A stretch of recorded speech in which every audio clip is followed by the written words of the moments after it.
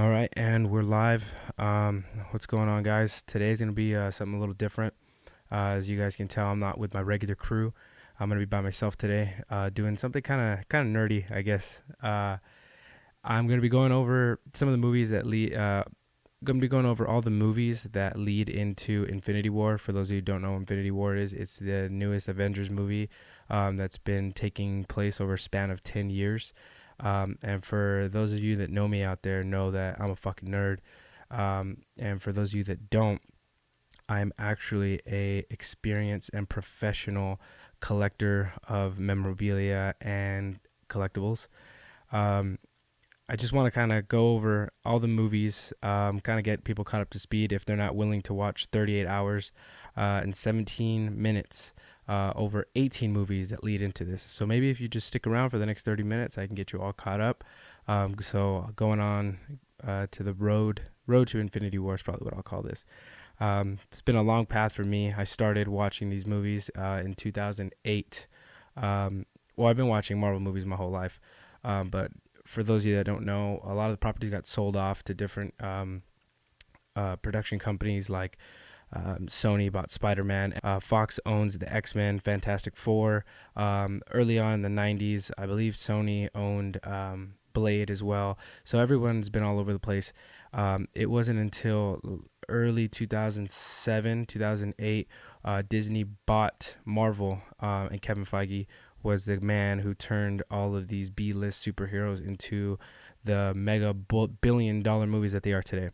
So I've been watching these movies since 2008, and I started out with Iron Man. And I'm going to go over all the movies here, and I have some comics here that are kind of like an encyclopedia for whatever you guys can see on the display here. Don't mind me looking down. I know it looks kind of weird. The camera's up above, but I'm looking at a monitor to make sure everything comes out right because I'm a visual kind of person, and going over all this stuff, I'm sure people want to see this as well.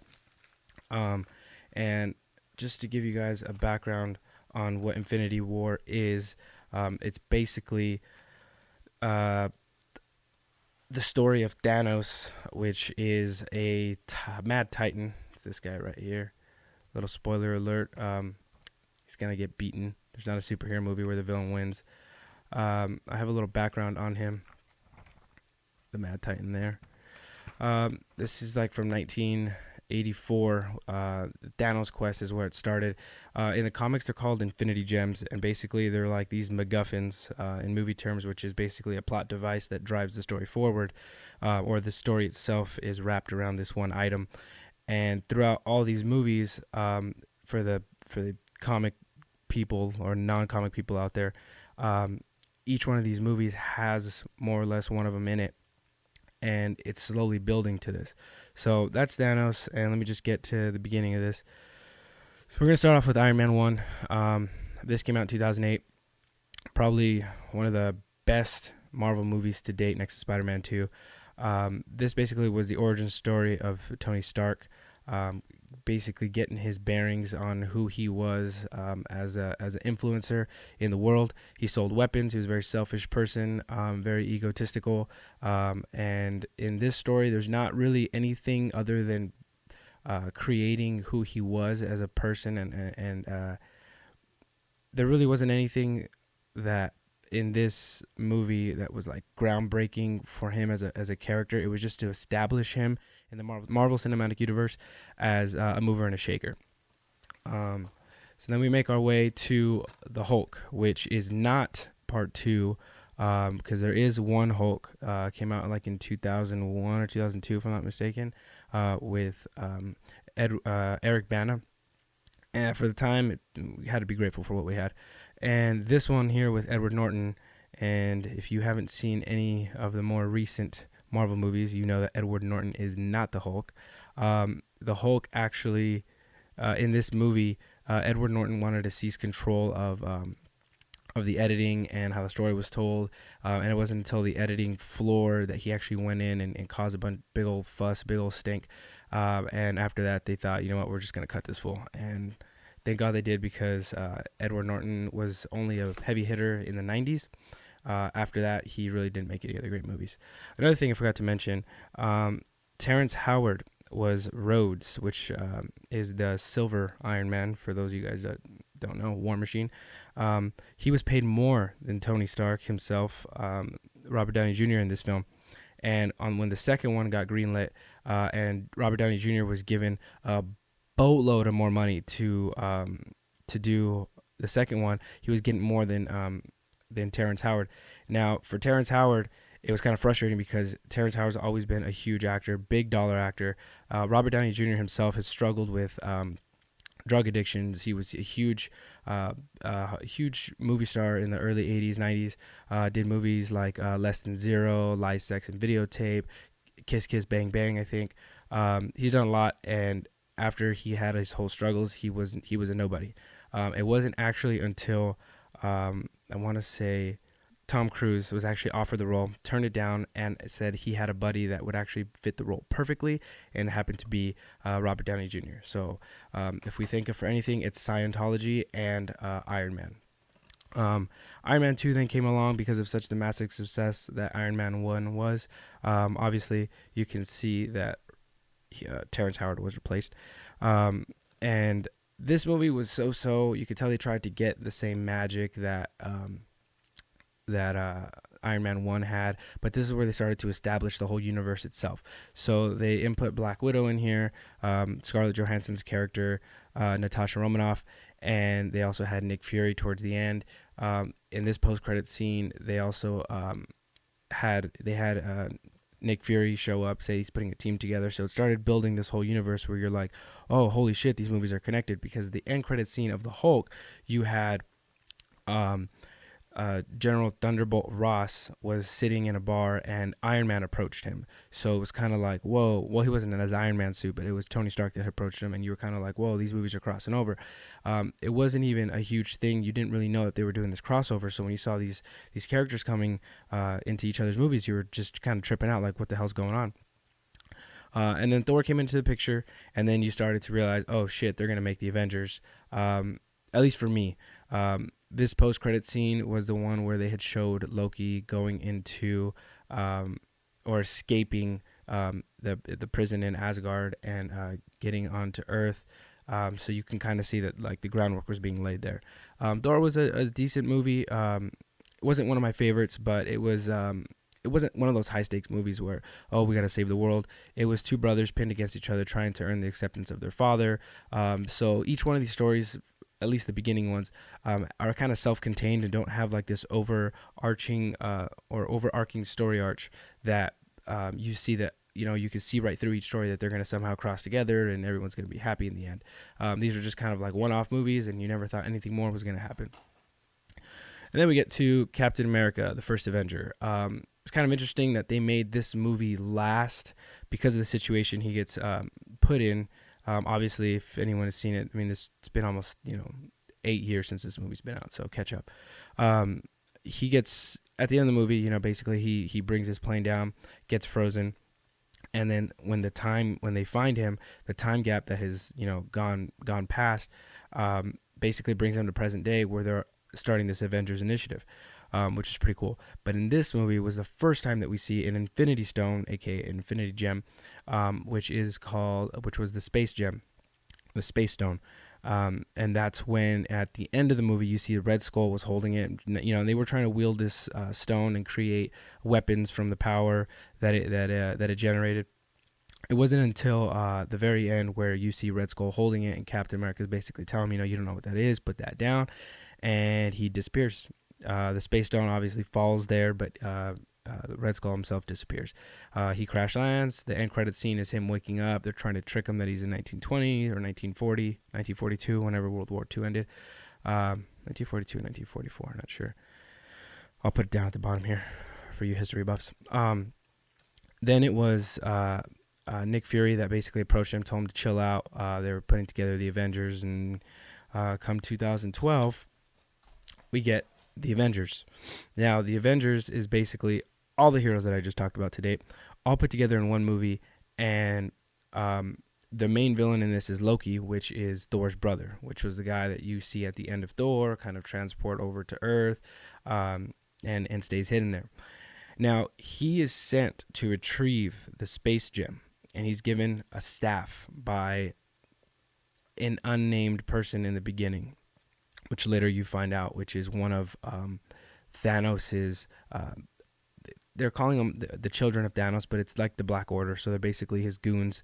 Um, and they're basically trying to get one of these Infinity Stones off of Earth because it's kind of like a beacon. Once they're used, it kind of creates attention and draws the attention of either Thanos or some sort of mystical god. But basically, if you're using this shit, word gets around, and somebody more powerful than you is going to want it. So at the end of Marvel's Avengers, the very first Avengers movie, huge box office hit, you see Thanos. Well, his goon is basically telling him to challenge these. They underestimated Earth, and to challenge them would be to court death. They are not the cowering wretches we were promised. They stand. They are unruly, and therefore cannot be ruled.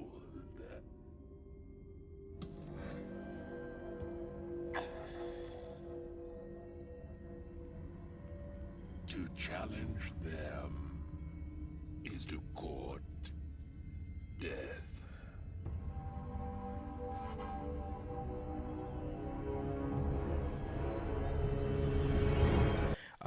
And if there's anything that anybody knows about Thanos, it's that he has this weird relationship with death, where in the comics they've actually embodied death, and he does everything he can to impress her because she becomes a woman, or she's a woman in this. I'm going to try to see if death is in here. But basically, so at the end of this movie is where you're first introduced to Thanos. And it kind of blows everybody's mind. You're like, holy shit, like they went there that fast. A lot of these were, other than Thor, were very Earth-based stories that were being told. You had Iron Man that was like wartime, Afghanistan, whatever, and then you have Hulk, which was in that specific one wasn't in San Francisco. The first one was. This one was it was Brooklyn, and then you have Thor. But I mean, based on the character, you knew what you were going to ride for, on something, galactic adventure. And then you had Captain America was 1940, so everything was very Earth based. So when you get to the end of the Avengers, you're just like, holy shit, like that's really quick. It's impossible to wrap your mind around the fact that they're taking this shit to space, because any Marvel movie before then, with their very Earth-based heroes, even with DC, you have Batman that was in 2008. There was nobody that had like any sort of crazy superpower. So it was very exciting. I'm still trying to look for that character death here. Might be C to D. So after Avengers was obviously a huge success, they had all the movies slated all the way up until 2020, because Marvel's great godfather, Kevin Feige, had laid all this stuff out very early on, and had a very clear vision on what it is he wanted to do. And I'm getting very frustrated because I can't find death here, but I'll Google it and put it here at the bottom. So then you get Iron Man 3. Iron Man 3 has a Tony Stark that is ridden with I don't think that's the proper word. Has Tony Stark, which is he's very heavily bothered. He's suffering from probably like a PTSD, because in in Avengers, he goes into space. He tries to stop the nuclear missile that the government or inside SHIELD tries to blow up New York to get rid of the alien threat. So he's dealing with that. Honestly, in this movie, kind of pissed me off. He's a bitch throughout the whole movie. The Mandarin was not who the Mandarin was supposed to be. The twist was just very irritating. Looking at a movie for what a movie is, it was a good movie, but for an Iron Man, true to the comics, or at least true to the characters, it was a huge disappointment, and caused a fracture in the fans. Not any fans of Robert Downey Jr. or Iron Man, but in the fans that are purists like myself.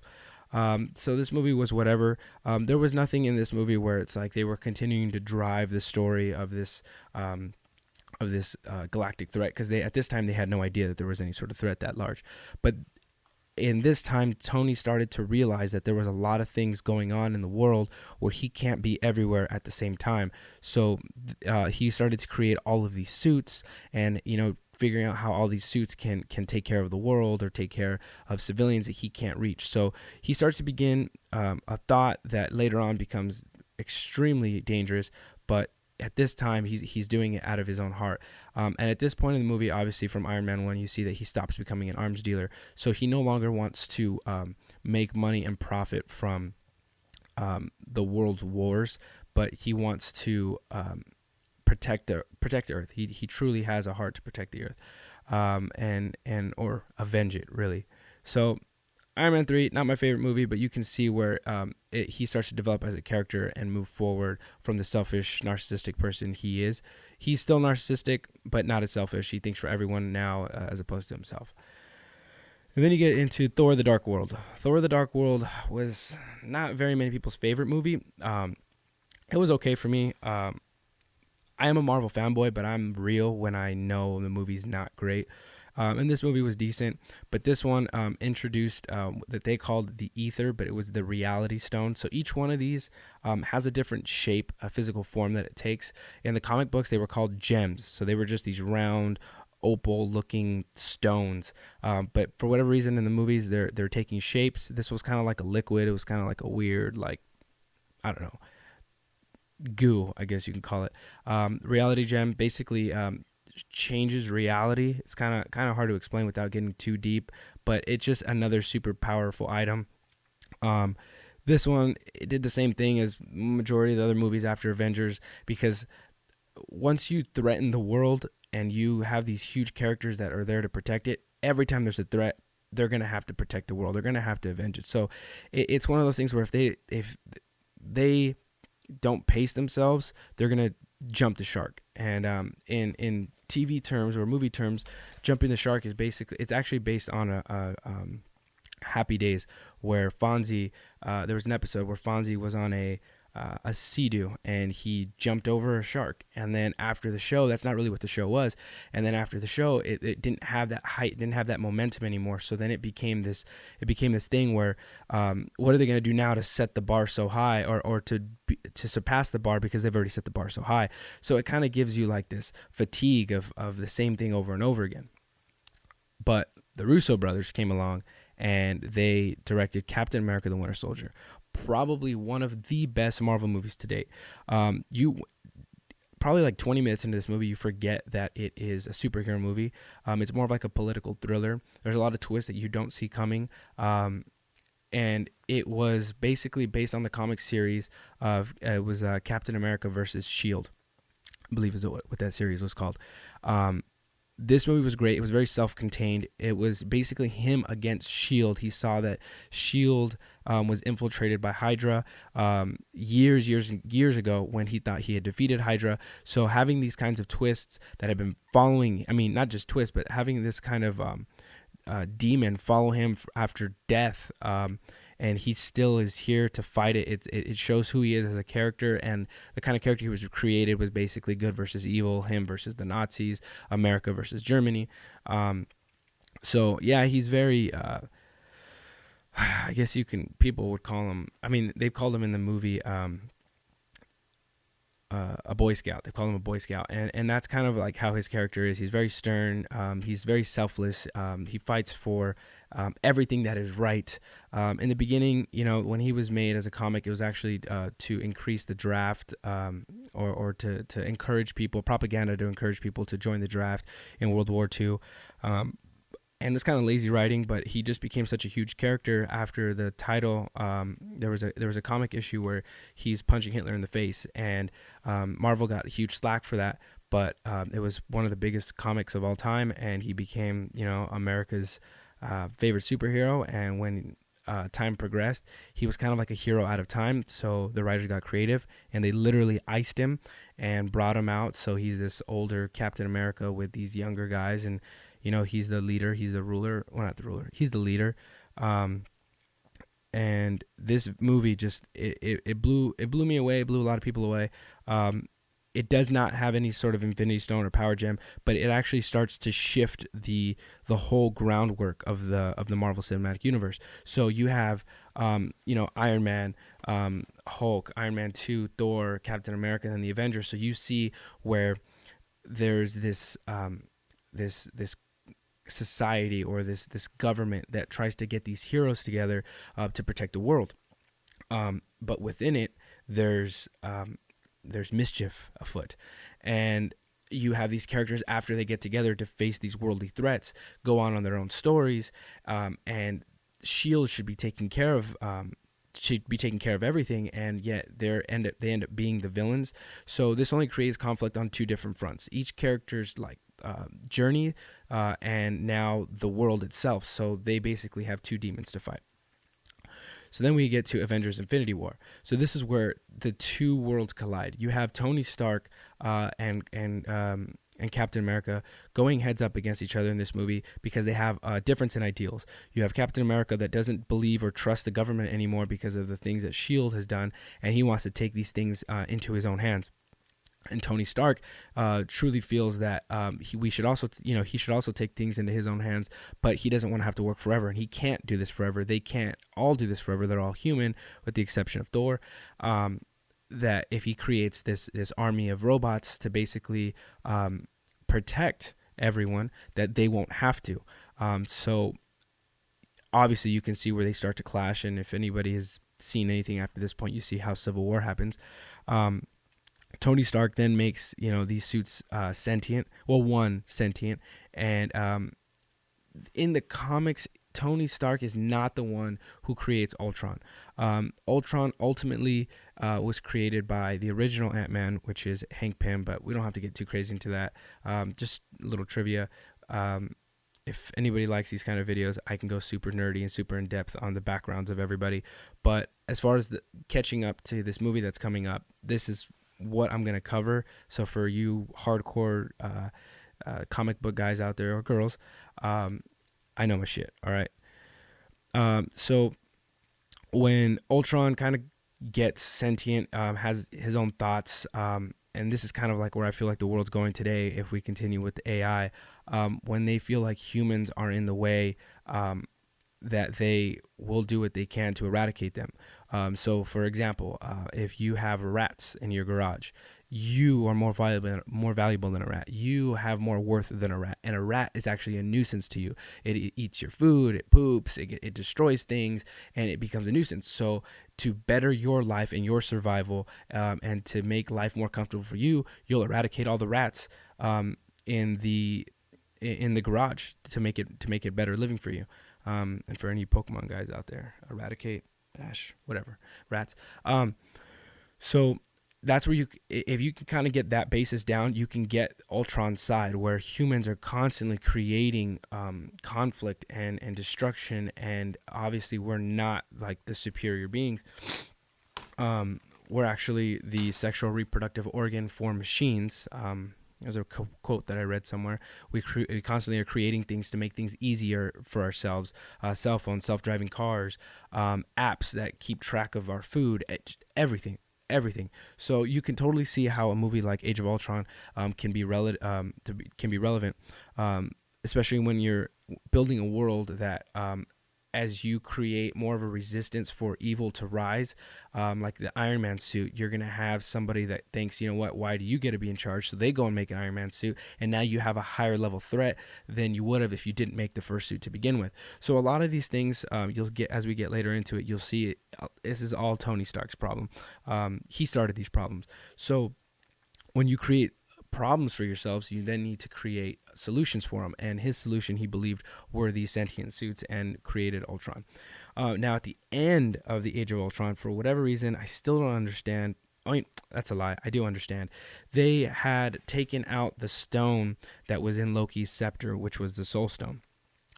They took that Soul Stone, they put it in the head of what he was trying to create, which was the Vision, and it gave him life. The Vision in this version with the stone is a combination of Jarvis and that stone, which created what he is, which is a Vision. In the comics, it was more or less not really the same way, but Ultron did create him. Vision was evil for a little while, and then he kind of had like that daddy complex where, uh, they talked about it in Age of Ultron, where Tony Stark created Ultron. Ultron basically hated him for it because he was created by a human and he believes he's more superior than a human. So then he goes and he makes a creation, and then that creation believes that his creator wasn't correct, and so it's just kind of like everything came full circle in that movie.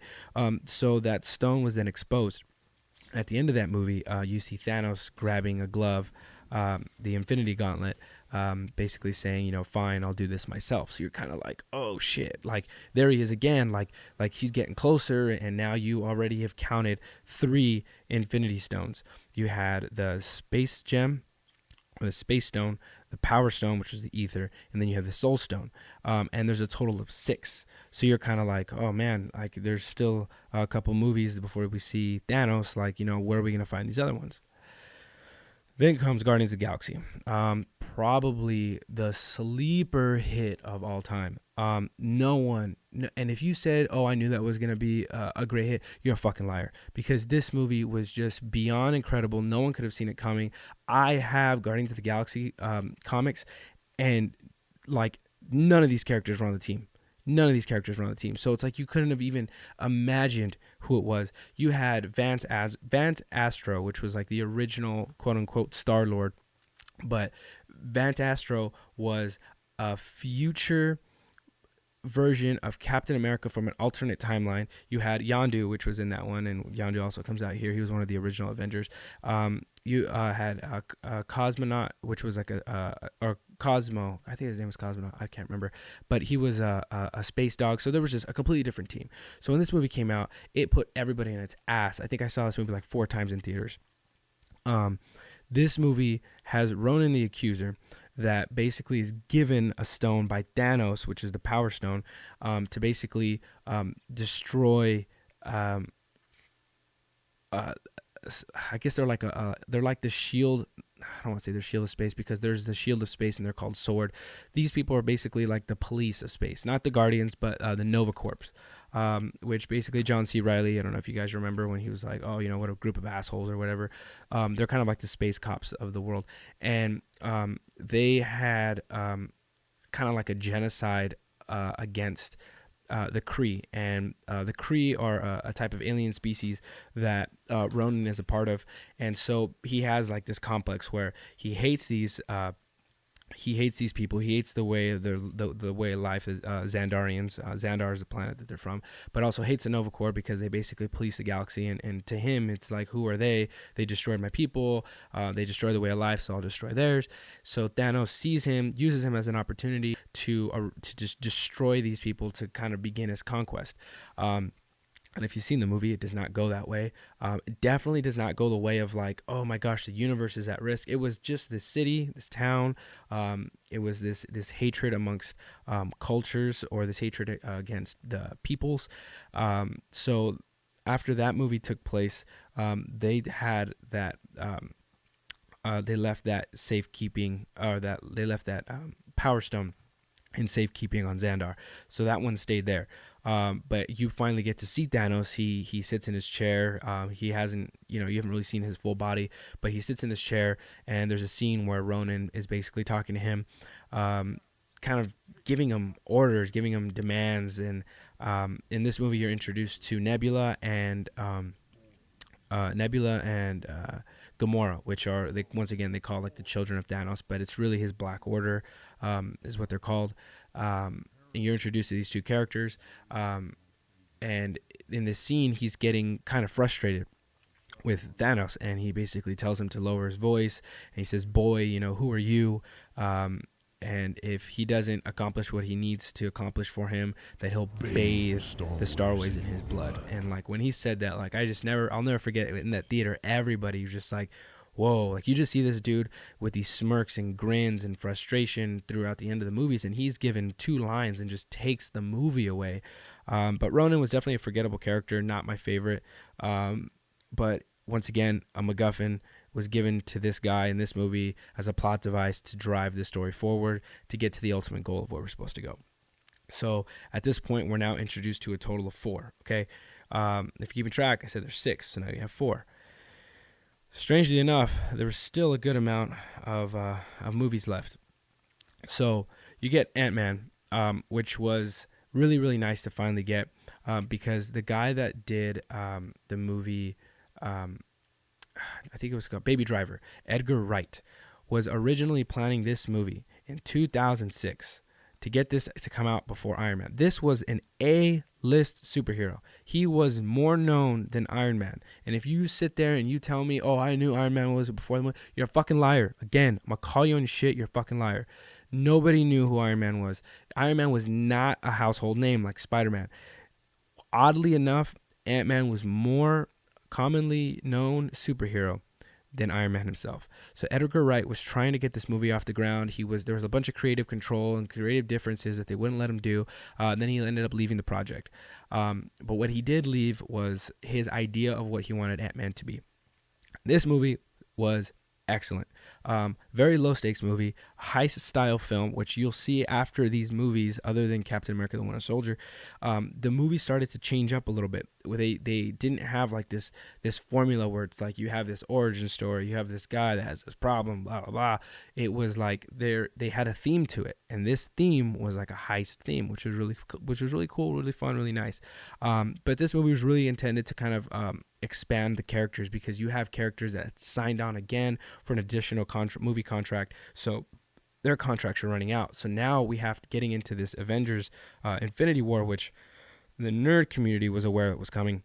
It is a huge ensemble of characters, a massive one. So in Marvel's best interest, it's safe for them to start to create new characters to fight alongside the characters that we know and love, so that when the ones we know and love start to die or age out with retirement from the universe, we need to fall in love with another character. And Paul Rudd as Ant-Man, oh baby Jesus, let me tell you, he was amazing. Not only did he run this show, but when he came out at the end, or during, I should say, of Captain America: Civil War, he just stole it.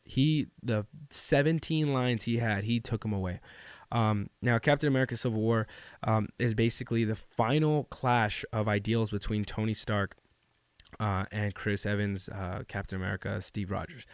Now, in this movie, they call it the Sokovia Accords. And basically what the Sokovia Accords was when Ultron dropped that large vibranium stone rock, whatever, that he placed underneath underneath the Sokovia to raise it up and drop it to recreate the dinosaurs' extinction, whatever.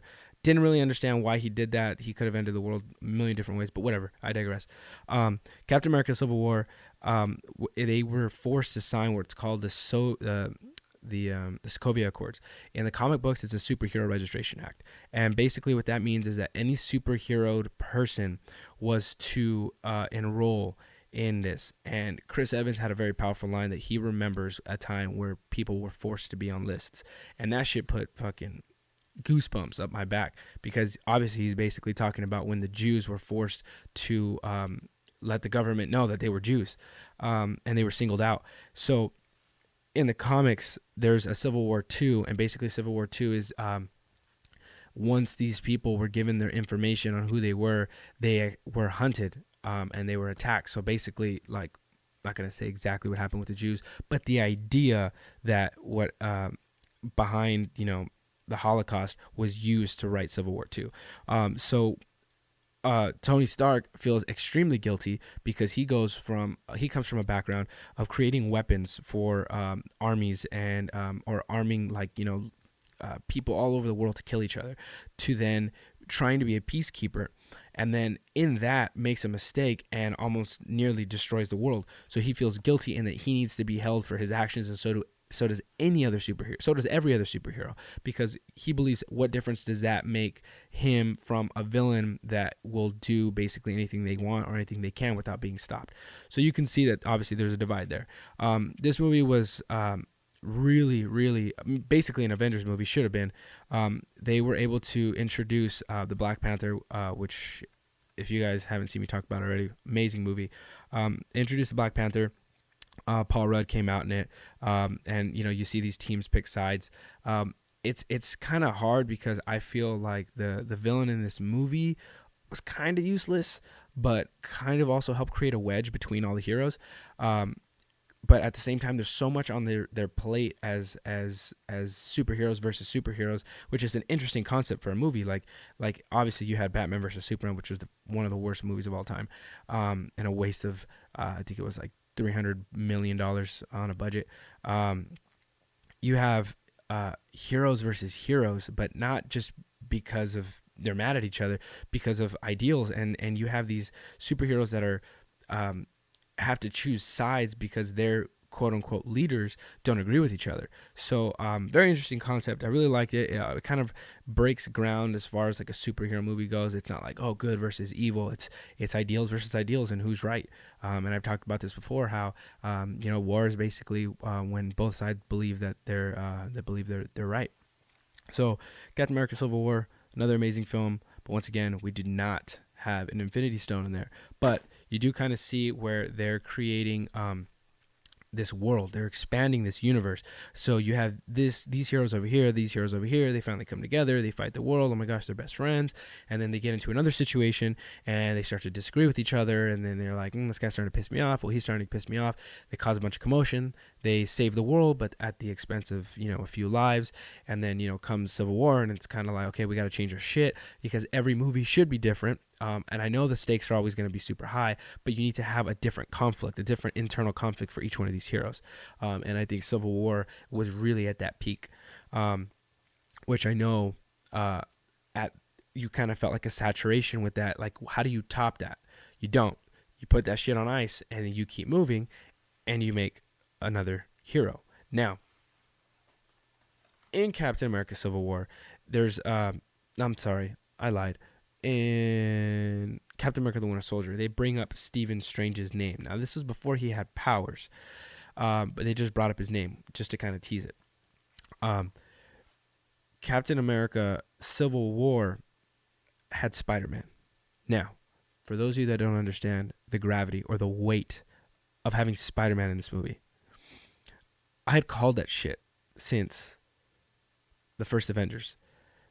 I thought, how the fuck? Well, this was before I was super deep into it and didn't know or didn't really remember that Spider-Man was not going to, or Sony wasn't going to share Spider-Man. But I thought, how the fuck are they going to explain a huge fight in New York and Spider-Man wasn't even there? Like, there's no way. There's no way that people all around the world that don't understand the licensing rights that we're having in the United States, that they can do that shit. And I was like, he has to come out. He has to come out in one of these movies. Captain America: Civil War, they were 90% done with this movie, and they closed a deal with Sony to borrow the character for, I believe, a total appearance of 3 appearances in their movies, as long as they can help create, I believe it was 2 of Sony's own standalone movies. Right now, it's causing a huge divide because they're making a Venom movie, and that Venom movie, there was a Amy Pascal, which is like kind of like the Kevin Feige of Sony, was in a meeting, and she basically said that Venom was going to be a part of it and caught Kevin Feige off guard because they never agreed to that. So that's a whole other deal that's going on. So Spider-Man came out in this, blew everybody's fucking socks off. I mean, I knew it was coming. Majority of people knew, and then when the commercial came out, he was there. Just that's probably another reason why that movie made so much money. So Doctor Strange comes along. And this was a way to kind of put that on ice because you have all these heroes. You don't know how you're going to step that story up. Like I said, you just have to let it cool down. They fire these mega cannons off, blow everybody's socks off, wait, till everybody puts their socks back on and gets their shit together and is ready for another superhero movie. But then they throw a wrench in it when they give you a new hero like Doctor Strange. Now, this was another movie. It was kind of like a psychedelic trip. Wasn't an Ant-Man type of film. You definitely felt like the stakes were kind of high, but like on a spiritual realm that people weren't able to see. Kind of different from, it was different, high stakes, but it was different.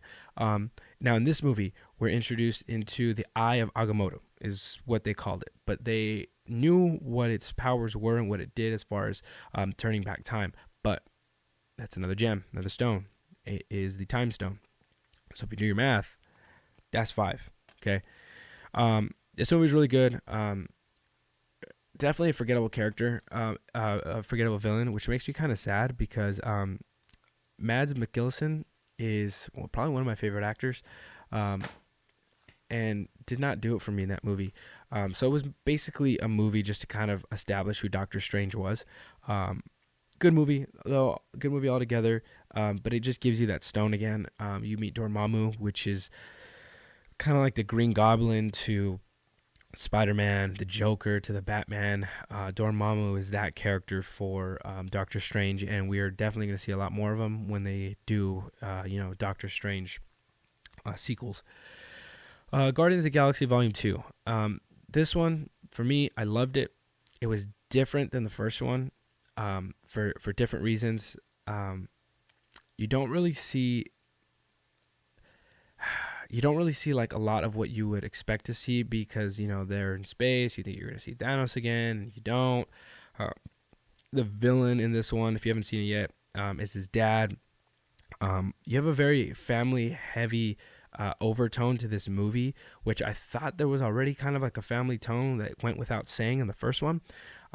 The music, it was good, but it says 11 out of 10. I mean, I'd give it like a 9. Um, I just feel like they tried to get lightning twice in the same bottle, but I think it was different in its own in its own right. Still a good movie. It had more heartfelt scenes than the first one did. The first one was very fun, made you feel happy, like super fast paced. This one, it kind of like explored the depths of each character, and it kind of went into why each person is so broken. And there's a couple times, especially the one with Yondu, when he was coming down on the umbrella. That one really got me. Um, it's kind of tough, but you can definitely see that in this movie that they were going to close in on Earth, or Chris Pratt was truly feeling like the yearning to go back, which kind of ties into another movie as we get down the line here. But yeah, so Guardians of the Galaxy, definitely a must watch, especially if you like the first one. So yeah, there's that one. Then yeah, Spider-Man. This was part of their deal. See how Iron Man's in the back, but not like a huge character. Um, they say that Tony's Chris Evans is supposed to be in it. I don't think he will, solely because his contract is up after the second part 2 or Avengers 4. His contract's going to be up. But Spider-Man, I think it's 2 more movies. So a total of 3 Spider-Man movies, but they get 2 more major characters. So we'll see if they do a Doctor Strange, see if they do an Ant-Man, a Hulk, Thor, whatever the case may be. This one was really good. I think it had probably had the best villain out of any Marvel movie to date, which happened to be Michael Keaton. He played the Vulture, super intimidating guy. And this was one of those movies where now you can see that they're starting to change their villains and make them more three-dimensional characters, because you have like a one-dimensional character which is like, oh, I'm evil because I'm evil and I like evil, right? You have just that and that's it. And then you have a two-dimensional character which is basically, you know I do evil things because these are my reasons, right? So you're like, okay, well, he's not evil just to be evil. He has a reason why he's evil, but sometimes that's still a little shallow. Then you have a three-dimensional character where that third dimension is actually first, where they need something done. There's an obstacle in their life that they need to try to overpass or accomplish, and in order to do that, they have to do things that are illegal, but they justify it. So when they're justifying, you get to that second layer. They have a struggle, they have a strife. So here's the situation that they're in, and to accomplish that, they have to get past this barrier. Well, this barrier's kind of not like legal, right? So once you break that, you're just kind of like, okay, I justified that, but this is my like my end goal. This is what I needed to do. And then you're like, well, I'm comfortable this way, so I'm going to continue to do that throughout my life. And then you start to see, but those things that you're starting to do now are not, you're just justifying them, but now those are evil things.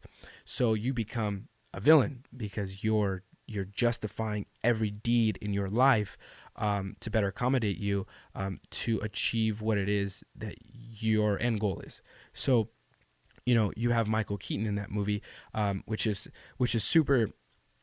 super in depth, and I love the angle that came at it. This isn't how it happened in the comics, but I don't care. They did it their own way, and it worked just as good, if not better.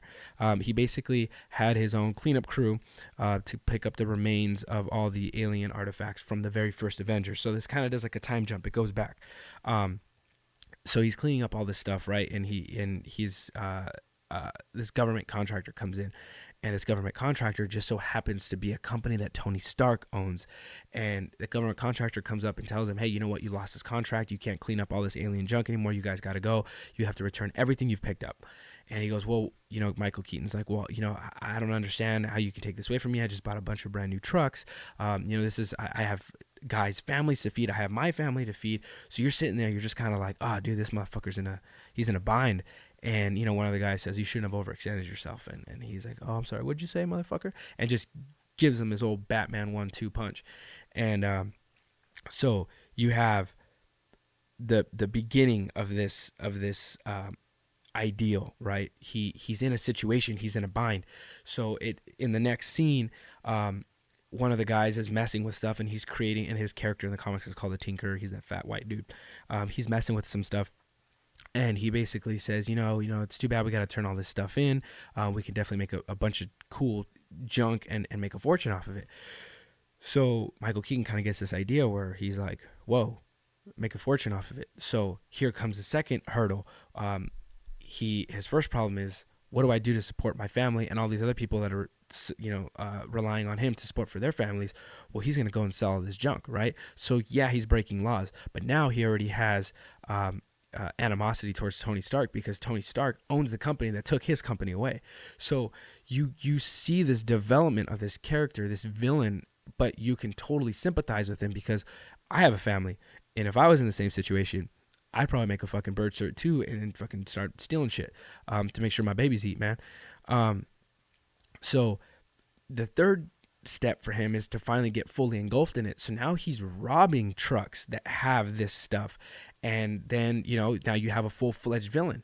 So then you have Spider-Man, and this Spider-Man is my favorite Spider-Man by far. And I know I've probably gone on longer than I should have on this movie, but Spider-Man is my favorite character of all time, and I think they finally did him right. Nothing against Tobey Maguire. He was a cool Spider-Man. Nothing against Andrew Garfield. He was decent for his time. But something about this Spider-Man, like being so naive, he has an idea. And not that he was a one-dimensional superhero. Everybody knows who Spider-Man is. They didn't want to do the origin story again. We're bored of it. We know what it is. If you've watched the 90s cartoon, it was the opening theme song. You know what it is. So you have this kid that wants to do good. He just fought with the motherfucking Avengers, and then he goes back. He's basically us. Like, we just got off the high of this battle, and now we just gotta chill. But for him, it's like he has to go back to school. And he wants to be a part of something. He wants to be something bigger. So he sees that this shenanigans is going on, and he wants to take it into his own hands. But he's extremely naive. He doesn't know what he's doing. Sometimes he's in way over his head. So I believe this has probably been one of the best, next to Captain America, Winter Soldier, one of the best Marvel movies, and then after that would probably be Thor Ragnarok and Black Panther. But you can see as they get deeper into these movies, they start to get better and better. Not that any of them are terrible, except for Iron Man 3, in my opinion. Not that any of them are terrible, but it's just, you see that they start to refine their formula for each one of these characters, for each one of these movies. So that one by far is probably one of my favorites. So enough on Spider-Man, but he was just a huge milestone in this whole universe, because now with Iron Man, Robert Downey Jr. stepping out, he only has a few roles left. They have to hype up these characters for us to be excited about. And then we have Thor Ragnarok, which definitely was the best Thor movie. Changed the pace for his character, because, like I said, Thor 1 wasn't my favorite. It was a good movie. Thor 2 I liked better, but wasn't the greatest. But still very slow paced. I know he's Australian, but kind of had like that English boring movie vibe going on, and it was definitely like a slow burn. You watch those movies; they were slow burn movies. They were cool, but it's just too much anticipation build up, and sometimes the payoff wasn't that great. With Thor Ragnarok, holy balls, did they figure some shit out at the end of Age of Ultron? Which I think I kind of liked more or less because it was kind of close to the comics. Hulk voluntarily gets into that ship and tries to go away. In the comics, they shoot him off because he goes on this rampage, can't control his anger, lands on the planet Sakaar, goes through the whole Planet Hulk storyline where he basically fights um, in these tournaments. Fun fact: Star Lord's original dad was the ruler of Sakaar, but they changed some shit. They got Ego, and Ego so happened to be a deal that they struck with Fox, and Fox owned Ego, the Living Planet, the character that was Star Lord's dad, but they wanted the Negasonic teenage warhead girl that was in um, Deadpool. So in order for them to get that character, they did a trade, and I think they traded a few other characters. One of them was a character that wasn't shown in Doctor Strange. I can't remember the name, but basically the energy that draws the Living Tribunal, I think is what it's called. Something the Living Tribunal was another character that was owned by Fox, and they traded for this Negasonic Teenage Warhead. She was a highlight of the movie, but honestly, I think they sold the farm for her. Um, so so Thor is trying to prevent Ragnarok, which is in the storyline. Ragnarok was the end of all things. You get Surtur that comes out, the big old fire demon guy. Hela, which isn't his sister in this movie. It's an accumulation of characters that created Hela. I think it was like Angel. Angel, Hela, and then another character that I forgot what the name. Basically, she can make weapons out of like thin air. They kind of put them all together and then created Hela. But whatever, it's fine. I'll let it fly. They have the Grandmaster in here, which was played by I can't believe Jeff Goldblum. And in the comics, he's actually Benicio del Toro's brother, the Collector. They're both brothers. Even though he had a very small role, he stole the show too. It was a very funny movie, a very important movie because you think you're gonna see the Soul Stone, which is the last stone, but you don't. And in this movie, he basically gets all of his after the Asgard is destroyed. He takes all of his people and escapes, right? And they're gonna go to Earth. And in the comics, they do go to Earth. I think it was like Kansas or Kentucky or somewhere weird where they create a new Asgard, because in the movie they say, Asgard isn't a place, it's a people. So his job is to let his people go. No, to keep his people safe. And in that movie, the end credits scene, you see a huge ship that kind of like flies over. But at the end of that movie, before Asgard was like completely destroyed in ruins, Loki ran to go get the ether. I think it was the ether, or I forgot what stone. I'll put it down at the bottom. But he goes and he retrieves one of the stones, so he has a stone on the ship. So I believe it's called the Titan 2 or whatever the name of the ship is, but at the end it kind of like eclipses the sun in front of the ship that they're escaping on, and that's Thanos' ship, and then that shit just ends. It's just done right there. It's a wrap. So then we get Black Panther. Black Panther, a lot of people believe, I do too, that the Soul Stone is there. The Soul Stone, which would only make sense because if you guys haven't seen the Black Panther yet, when the Black Panther dies and the new Black Panther takes the mantle, they're able to communicate with this past spirits of the Black Panthers. But this fictitious country, Wakanda, is basically founded or built on top of a large stone or a large space rock of vibranium, and they believe the vibranium is inside of that giant rock. So if you see the commercials for Age of Ultron, if you see the commercials for Avengers Infinity War, you see that they're in Wakanda, and these two armies of basically just cannon fodder going towards each other. There's like also Lego sets that have showed given away plot details, and this has always happened. People look into the Lego sets of these movies to find out like secrets and stuff, and there's like a Lego set that has like the Soul Stone, I believe it is called, like Soul Stone Escape, and the Children of Thanos, which is Corvus Glaive, Ebony Maw, and I think something Midnight, and White Dwarf. I think they're calling him something else in the movie, but White Dwarf. So those four are like his main goons that are going to be fighting off like these bigger, stronger characters. So you don't have like these weak little robots that are just coming at these heroes and they're just kind of like just fucking flicking them away. They're going to be like serious threats. So Thanos is coming. I'm not going to give any spoilers away. I can talk for days, obviously, on this, but I'm not gonna give any spoilers away. But they're definitely there to collect the stones that they have on Earth, which is the Eye of Agamotto, the Time Stone, um, the Soul Stone, or the Mind Stone that is in Vision's head.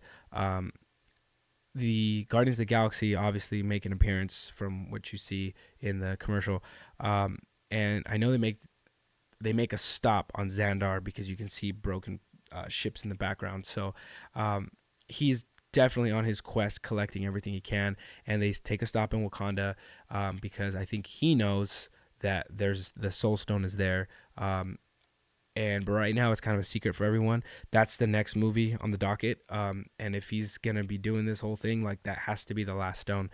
They are breaking this one in two. They have not given the title of the second one or the fourth one, part two, because they believe that the title itself is a spoiler to the movie. I believe, along with a lot of other people, that it's going to be like Avengers Skrull Invasion. Um, you can look into it. We don't have to get too deep into that. But after this movie comes out, we have Ant-Man and the Wasp. So Ant-Man and the Wasp, unfortunately, will not be in this upcoming Avengers movie. I mean, we're going to have... If you don't think there's enough heroes in this movie, you're being fucking selfish. But yeah, so that movie's gonna be taking place majority of the time in Wakanda. You're gonna have all these heroes get together. You're gonna see what's gonna happen with Cap and with Iron Man. See if they mend their wounds, if they just get over their shit for a little bit to kind of save the world again. So we'll see what happens. So that's pretty much. I know it's kind of long, but that's a better than. I don't know, probably clocking in at maybe an hour, almost an hour. That's better than what did I say it was? 30 some hours. Yeah, 38 hours and 17 minutes. You can watch in all the movies that I just went over, or you can, shut the hell up and be happy with this video at 1 hour. If you guys like any more videos like this, maybe leave a comment, message me, and let me know, and we can get deeper into movies, deeper into comics. I can get down with that.